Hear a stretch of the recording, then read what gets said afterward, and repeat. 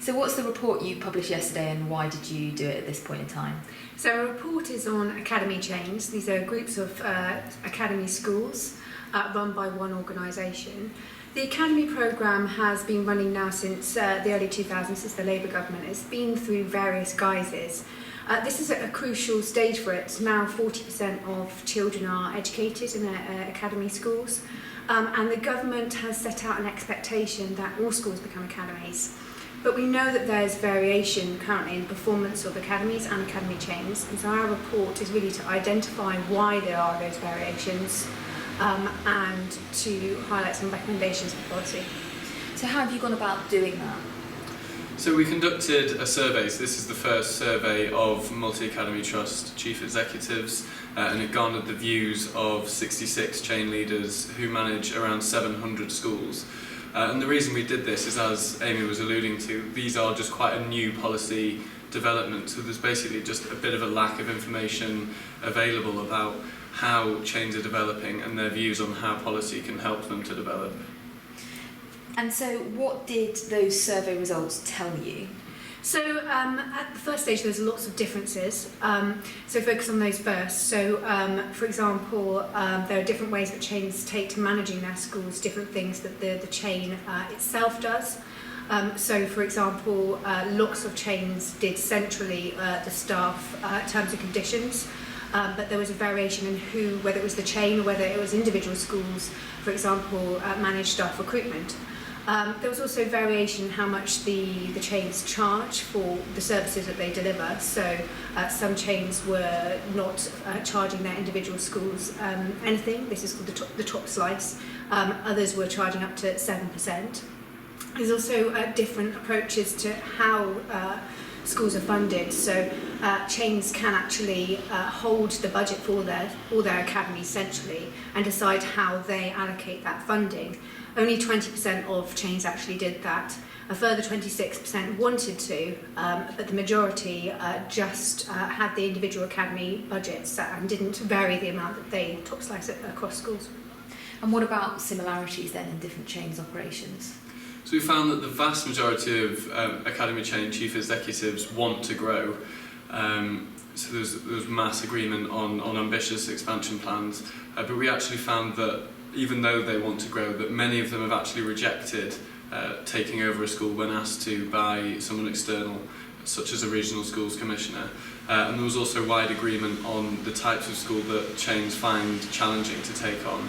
So common reasons that were cited were geographically remote schools, small schools, and schools that are currently in financial difficulties. We also found quite wide agreement on the need for current chains to expand before they can start to realise economies of scale. And this is quite interesting because the white paper paints really quite a key role for chains in delivering efficiencies by economies of scale. But what chain leaders themselves think is that the vast majority need to expand before they can do so. And anything on governance?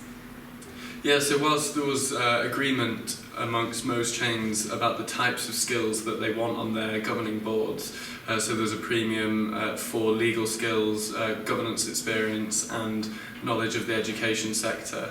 And there was also agreement that whilst parent governors on a school governing level are important, simply being a parent takes second place in the priority of MAT leaders to having those skills. So Amy, what are you recommending then as a result? So one of the things that we recommend is funding the chain body, the central chain, the funding for its individual academies rather than academies themselves.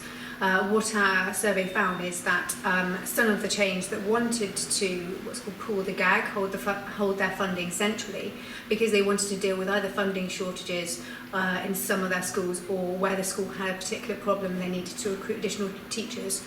They didn't quite feel they had the backing of government to do that. They thought, although they could, they might have some tensions with the leadership of individual schools. And so making it the status quo that the chain gets that funding is something we recommend. We also think that commissioning should be independent from government. It shouldn't be something that the government does itself.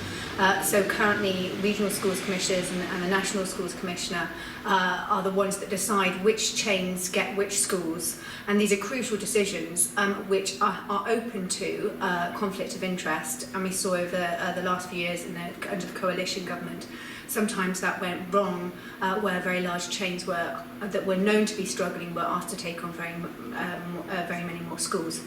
So make that independent is the other core recommendation. And so Ben, you talked about the kind of issues around growth, so schools wanting to grow, but there are kind of disincentives, if you like, or kind of less appealing schools. Have you made any recommendations about that? Yeah, so what we found is that government actually already subsidises sponsors to grow through a various number of different sponsored capacity funds, but that it's not entirely clear that these currently are very well focused on the types of schools that chains actually find difficult to take on. So what we argue for is to streamline those existing funds into one, what we call a struggling school premium, that is directly attached to a particular school that meets the criteria that chain chief executives have told us they find difficult to take on. On the governance side, we've also argued for the role of school governors to be paid in recognition of the extra demands and skills that chief executives desire and that is required of the role as the academy system develops. Great, and so Amy, what would be your message to government and then the key takeaway you would want them to hear? So I think the government shouldn't go stale on the academy programme. It needs to revisit and understand the key performance differences between different academies. It shouldn't be distracted by the policy agendas. The academy programme is the main way that governments have tried to improve standards over the last few years. It has more potential, and to do that, to really reach that potential, read our report, listen to our recommendations and re-examine academies. Great, thank you.